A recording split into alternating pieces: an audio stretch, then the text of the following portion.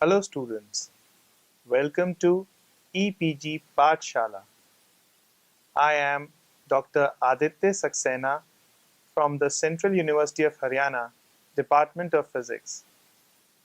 Today we are going to discuss about a module Angular Momentum 2 under the paper Quantum Mechanics 1. So students, let us see what we are going to learn in this module. We'll start with the matrix representation of the components of the angular momentum operator J, that is, the components Jx, Jy and Jz, which are the x, y and z components of the angular momentum operator, and the j square component of the angular momentum operator. After having studied the matrix representation, we'll then try and understand the representations of the eigenstates as column vectors on which the angular momentum operators for each value of j can operate. Then the Polyspin matrices will be discussed,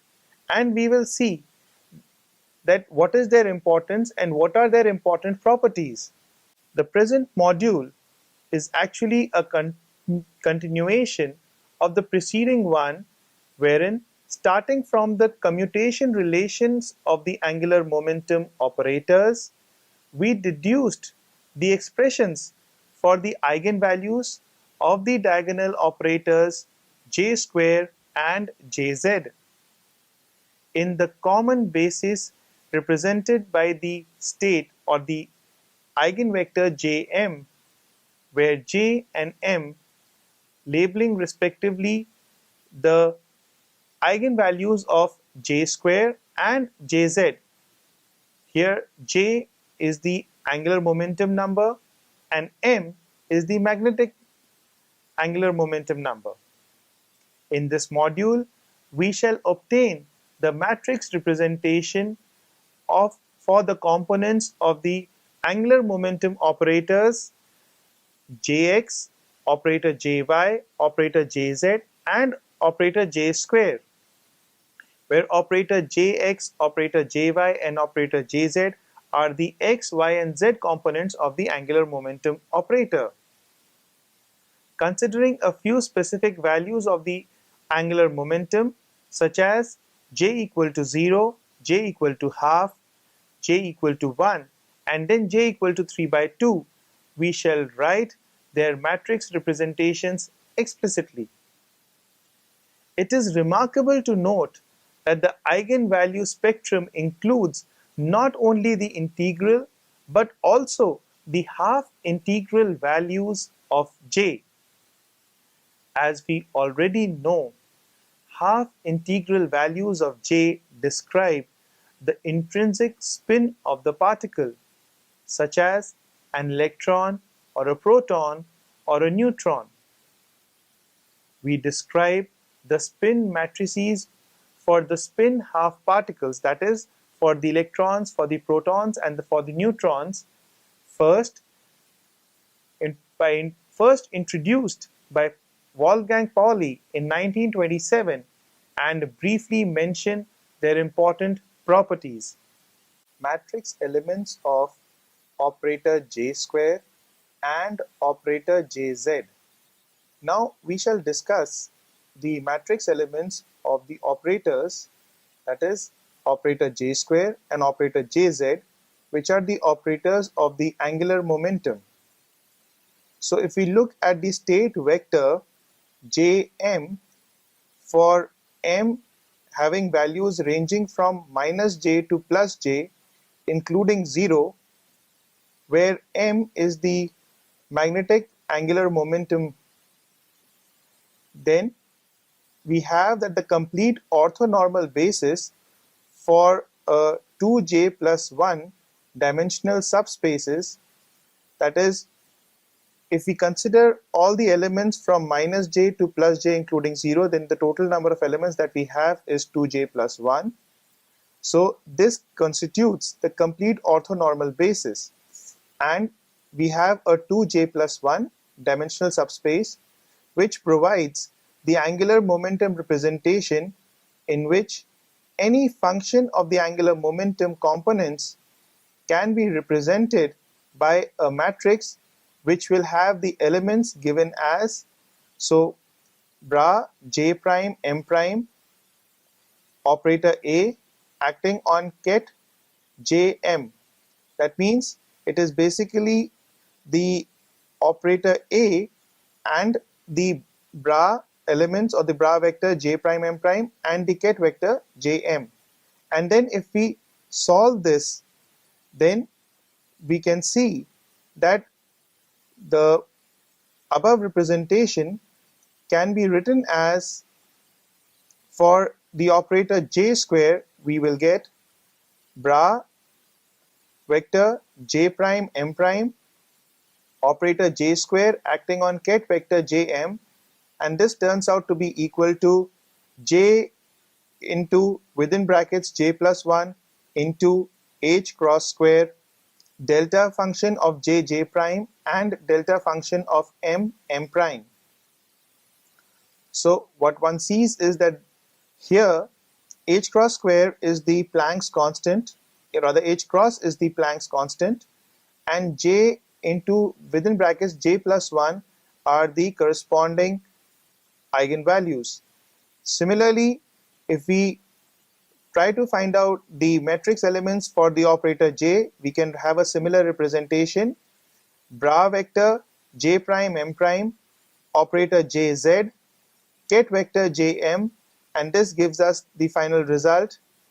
M H cross delta operator Jj prime delta operator M prime, where M is the magnetic angular momentum number. Here the delta operator Jj prime means that if J is not equal to J prime, then this delta operator will go to 0. Similarly, delta operator M prime means that if M is not equal to M prime, then this delta operator goes to 0. And so from this, we can write for the operators J plus and J minus how we can find out their values, which means that using the values of the operator J square and Jz, we can actually find out the values of the operator J plus and J minus, where J plus is the incremental operator or the creation operator, and J minus is the decremental or the annihilation operator. And the values of these can be found out by taking the scalar product of these with the ket vector J prime M prime. Matrix elements of Jx and operator Jy. So now, in order to find out the values of the operator J plus and J minus, we take the scalar product of these operators with the ket vector J prime and M prime, and the matrix elements of these scalar products turns out to be bra vector J prime M prime operator J plus ket vector Jm is equal to C dagger Jm H cross delta operator Jj prime delta operator M prime M plus 1, where C dagger Jm is a constant that we need to determine, and H cross is the Planck's constant. Delta operator Jj prime would give us a 1 if J is equal to J prime, and will give us a 0 if J is not equal to J prime. Similarly, delta operator M prime M plus 1 would give us a 1 if M prime is equal to M plus 1, and 0 if M prime is not equal to M plus 1. Similarly, we can find out the matrix elements of the operator J minus by taking the similar scalar product, that is bra vector J prime M prime operator J minus acting on ket vector Jm, and this gives us the result C Jm minus H cross delta J prime delta operator M prime M minus 1. So here C Jm minus is also a constant that we will need to determine. H cross is the Planck's constant. Delta Jj prime gives us a value 1 if j is equal to j prime and returns a value 0 if j is not equal to j prime, while delta operator m prime m minus 1 gives a value 1 if m prime is equal to m minus 1 and gives a value 0 if m prime is not equal to m minus 1 and gives a value 1 if m prime is equal to m minus 1. Here the constants C dagger Jm or C plus Jm and C minus Jm, which are also sometimes referred to as the creation and the annihilation numbers, can be determined by equating the norms of the above equations, that is the scalar product equations of the operators J plus and J minus on both sides. So if we take the norm of these equations of operator J plus and J minus, that is the scalar product of J plus and J minus on both sides, and equate them, then what we find from the solution of these equations is that the number or the constant Cjm plus is equal to, within brackets, J minus m into, within brackets, J plus m plus 1 whole to the power half. And similarly, we can also find out the value of the constant Cjm minus, and this turns out to be equal to, within brackets, J plus m into, within brackets, J minus m plus 1 whole to the power half. So in this manner, we are able to determine the values of both these constants C plus Jm and C minus Jm. Now, having determined the matrix elements of the operators J plus and the operator J minus, we can find the matrix elements of the components of the angular momentum operator J, that is the operator Jx and the operator Jy. And using the relation between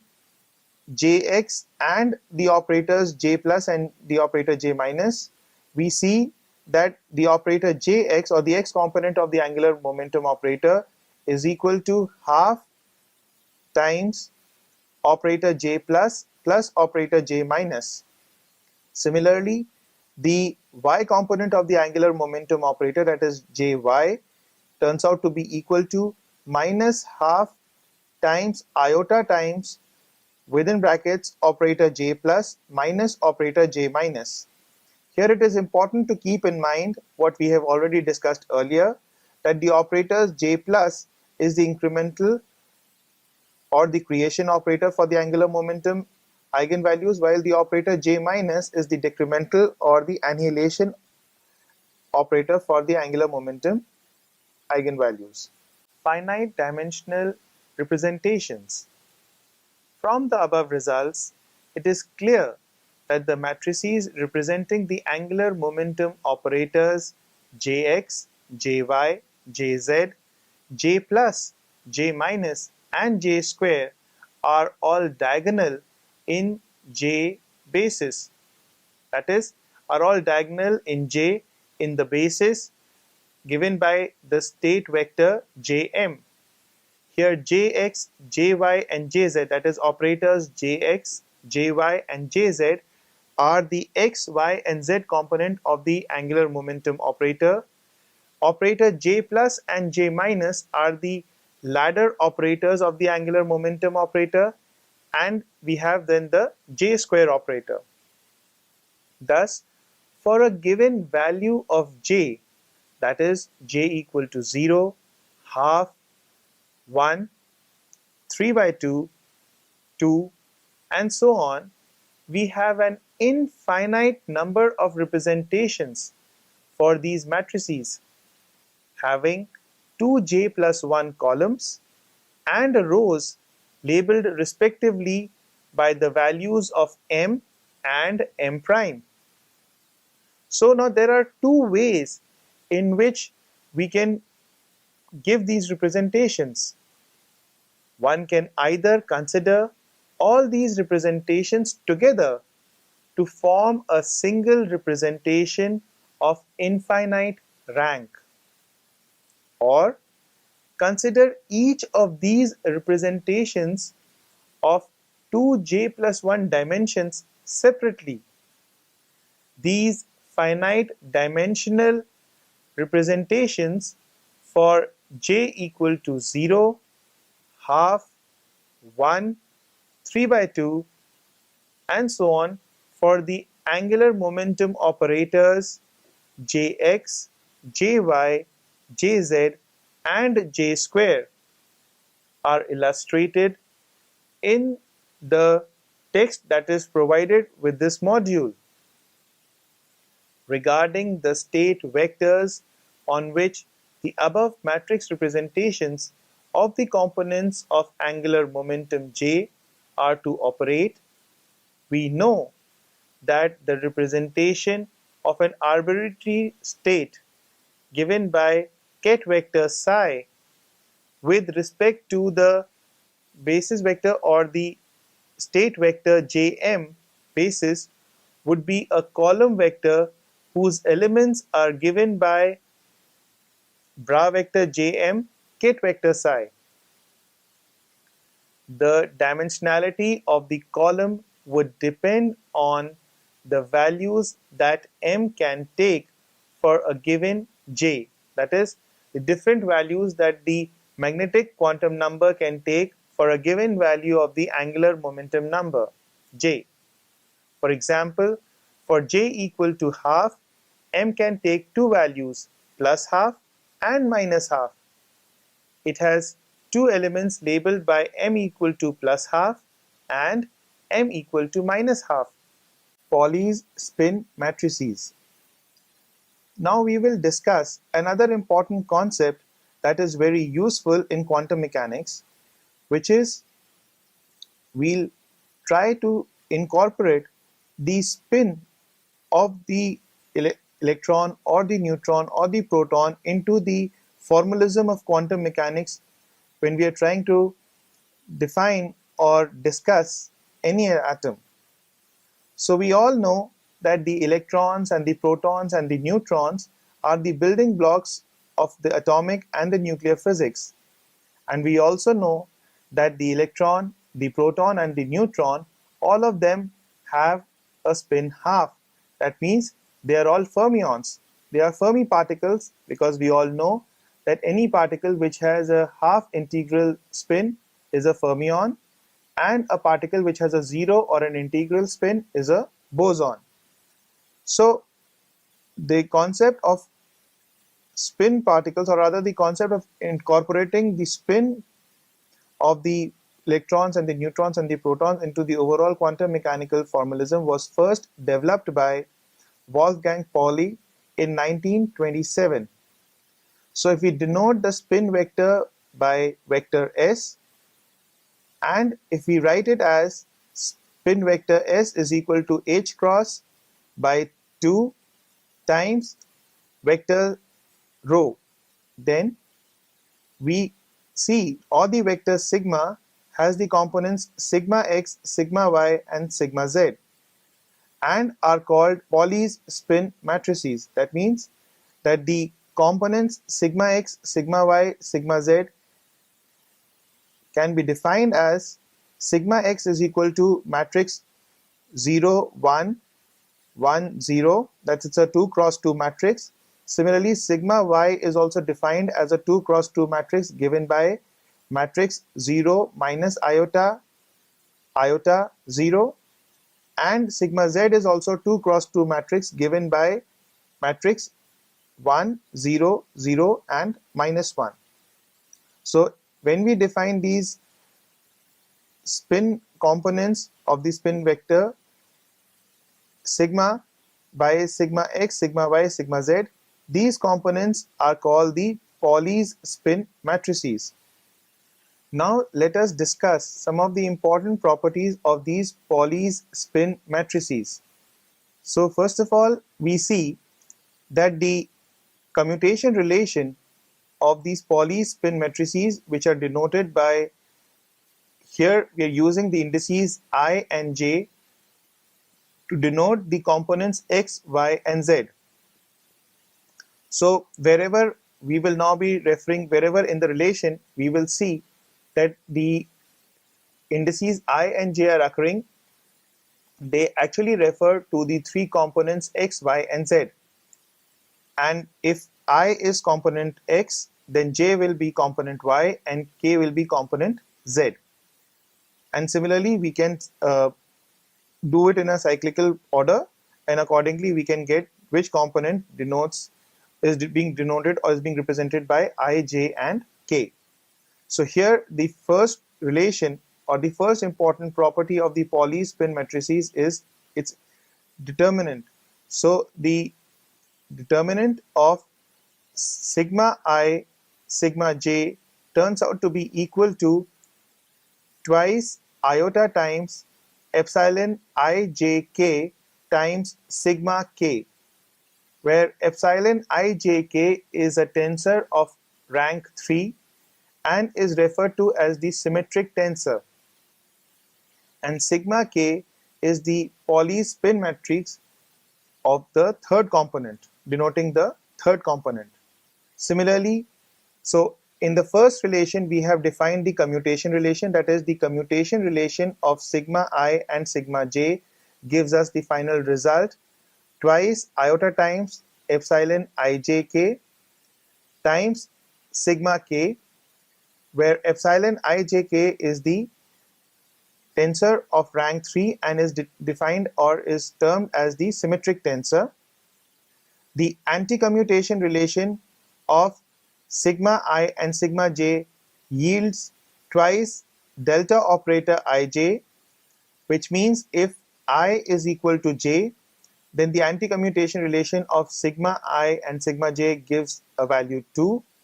and if I is not equal to j, then the anti-commutation relation returns a value 0. And finally, sigma I times sigma j is then given by delta operator ij plus iota times epsilon ijk sigma k, where, as we have discussed earlier, delta operator ij would give a value 1 if I is equal to j and would give a value 0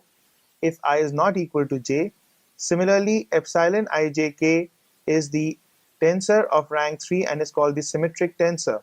So here what is important to note is that while writing down these relations, we have replaced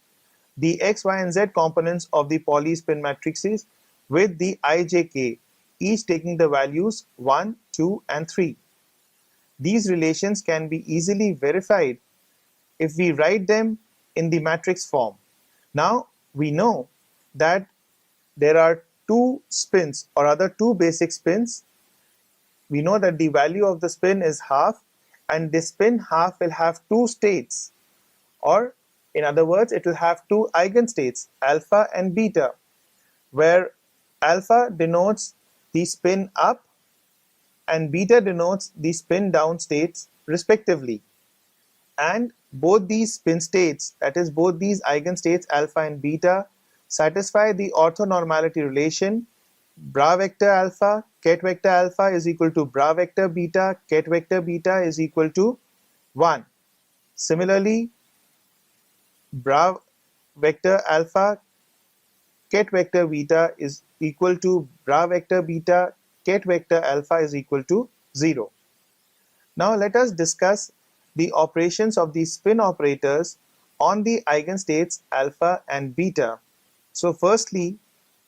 we would follow a similar procedure as we did for the angular momentum operator,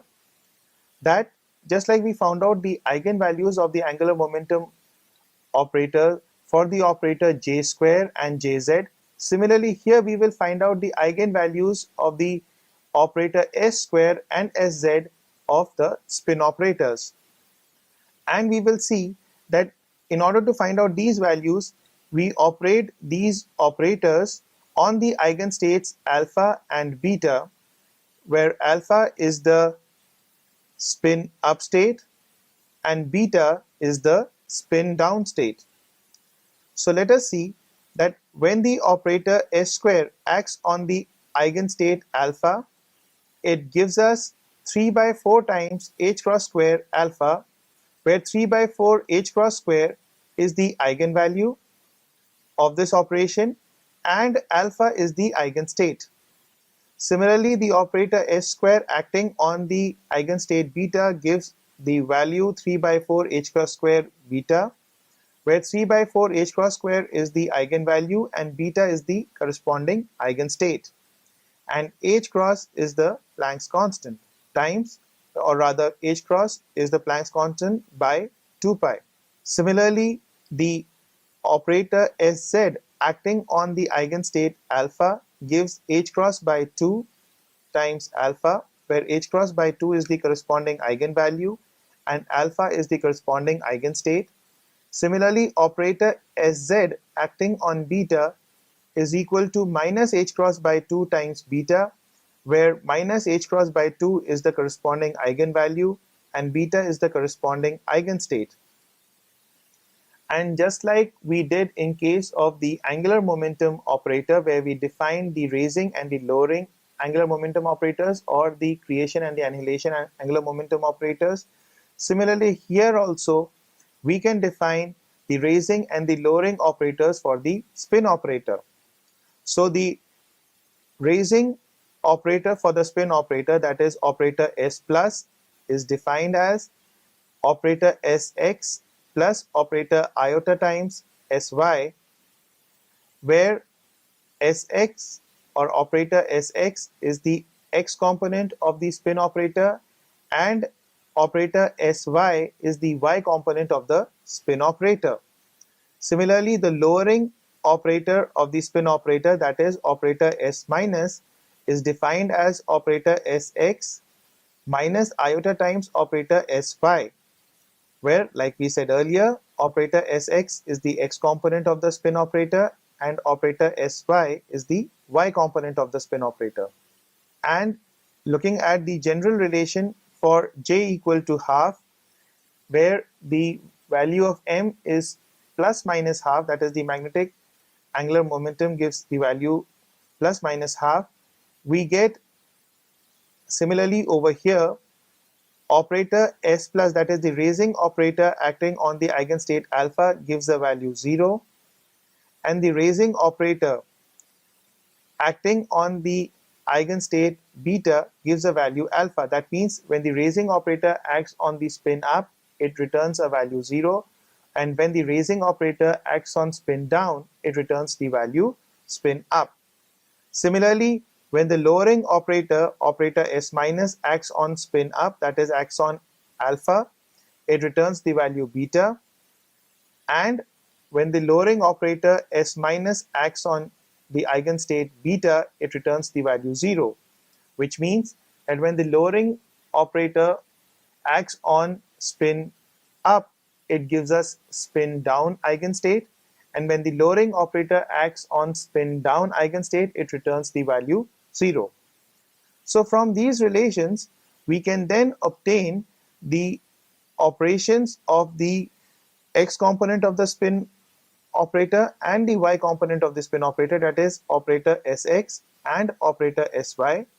And when we operate these operators on the eigenstates alpha, that is spin up, and the eigenstate beta, that is spin down, we get operator Sx acting on eigenstate alpha gives h cross by 2 times beta, which means that the x component of the spin operator acting on spin up state returns an eigenvalue of h cross by 2 and an eigenstate spin down. Similarly, the operator Sx acting on eigenstate beta returns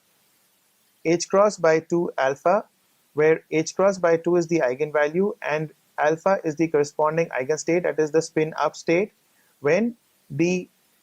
x component of the spin operator acts on the spin down state. Similarly, the y component of the spin operator acting on the spin up state, that is operator Sy acting on alpha, gives iota times h cross by 2 times beta, where iota times h cross by 2 is the eigenvalue and beta is the spin down state and also the corresponding eigenstate.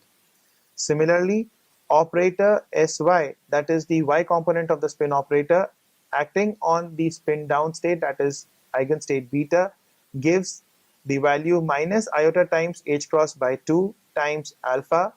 where minus iota times h cross by 2 is the eigenvalue and alpha is the corresponding eigenstate, expressing the spin operators in matrix form. So now we will see that these components of the spin operators, that is the x component, the y component and the z component, how these components can be expressed in matrix form. So first of all, we start with the z component of the spin operator, that is Sz, and we see that when the operator Sz acts on the eigenstate alpha and the eigenstate beta, what does it return? So when the spin operator Sz, that is the z component of the spin operator, acts on the spin up or the eigenstate alpha, it gives the value h cross by 2 alpha, where h cross by 2 is the eigenvalue and alpha is the corresponding eigenvector. Similarly, the z component of the spin operator acting on the eigenstate beta, that is the spin down state, gives minus h cross by 2 times beta, where minus h cross by 2 is the eigenvalue and beta is the corresponding eigenstate. So now, after having defined the x, the y and the z components of the spin operator, we can finally write down these operators in the matrix form. When these operators act on the corresponding eigenstates alpha and beta, that is the spin up state and the spin down state. So operator Sx acting on alpha gives h cross by 2, then times matrix 2 by 2 matrix 0 1 1 0 times column matrix 1 0, and this gives us the final value h cross by 2 times column matrix 0 1, and this is equal to h cross by 2 times the eigenstate beta. Similarly, the operator Sx acting on the eigenstate beta gives h cross by 2 times 2 cross 2 matrix 0 1 1 0 times column matrix 0 1, and this is equal to h cross by 2 times column matrix 1 0, and this is equal to h cross by 2 times alpha, where h cross by 2 is the eigenvalue and alpha is the corresponding eigenstate or the spin up state. So here if we look at this relation, we can see that the spin up state is given by the column matrix 1 0, while the spin down state is given by the column matrix 0 1. Similarly, writing down the y component of the spin operator acting on the spin up state alpha, we see that this turns out to be equal to h cross by 2 times 2 cross 2 matrix 0 minus I 0 times column matrix 1 0, and this turns out to be equal to iota times h cross by 2 times column matrix 0 1, and this is equal to iota times h cross by 2 times eigenstate beta. So what this means is that when the spin operator Sy, that is the y component of the spin operator, acts on the spin up state, it returns an eigenvalue iota times h cross by 2 and the eigenstate beta, that is the spin down state. Similarly, when the y component of the spin vector operator Sy acts on eigenstate beta, that is the spin down state, it gives the value h cross by 2 times 2 cross 2 matrix 0 minus iota 0 times column matrix 0 1, and this is equal to minus iota times h cross by 2 column matrix 1 0, and this is equal to minus iota times h cross by 2 alpha. So spin operator Sy acting on spin down state or eigenstate beta returns an eigenvalue minus iota times h cross by 2 and the eigenstate alpha or the spin up state. And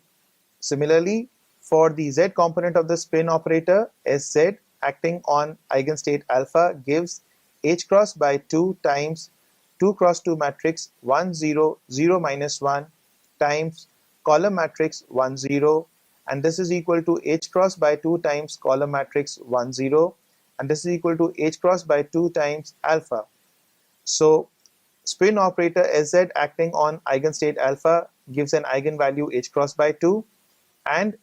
the eigenstate is alpha, that is spin up state. While spin operator Sz acting on eigenstate beta gives h cross by 2 times 2 cross 2 matrix 1 0 0 minus 1 times column matrix 0 1,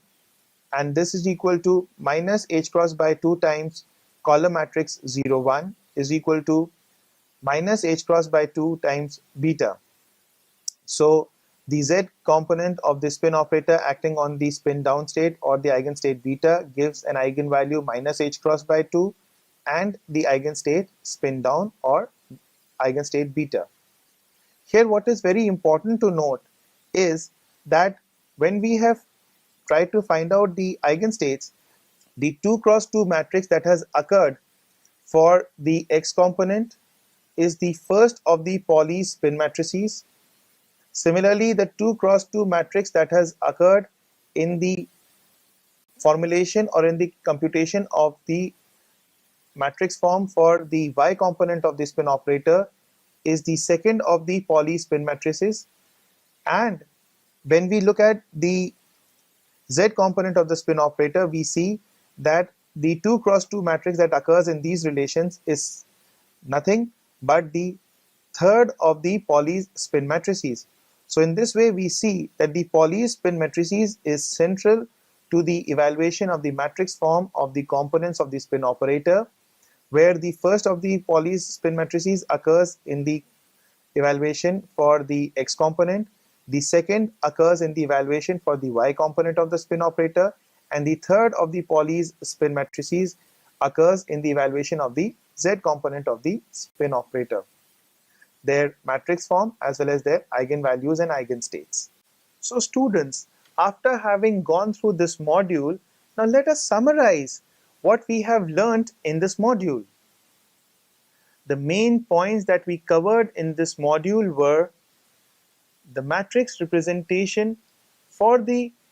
different components of the angular momentum operator J. So in that we primarily dealt with the matrix representation of the three x, y, z components of the angular momentum operator J, that is operator Jx, operator Jy and operator Jz, and then the matrix representation of the operator J square component of the angular momentum operator. After having learnt about the matrix representation, we then went on to the representations of the eigenstates as column vectors on which the angular momentum operators or angular momentum vectors operate for each value of J. That is, that we